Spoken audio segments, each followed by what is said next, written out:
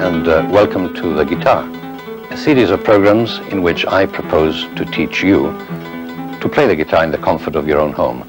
It is possible that you've had a guitar sitting there at home gathering dust and you've always wanted to learn how to play it but never quite got round to it.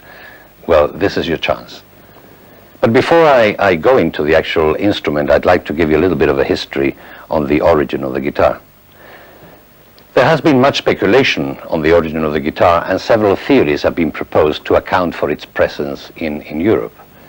One subject of disagreement has been whether the guitar was of indigenous European development or was in fact introduced into medieval Europe by the Arabs, among other instruments. These speculations often betray a lack of detailed analysis, and clarification will very much depend on a thorough study of the history of the guitar in the light of recent developments. I know that some of you have often said that the guitar is a Spanish instrument simply because it came to be known as the Spanish guitar. But let me respectfully remind you that at the same time as its predecessor, the vihuela, was being played in Spain towards the end of the 16th century, a similar instrument was being played by the Greeks called kithara. The Arabs were playing the oud, or laoud as it came to be known, and another instrument of similar characteristics, the lute, was being played in Ireland. So as you can see, the origin is rather obscure. However, one thing is certain.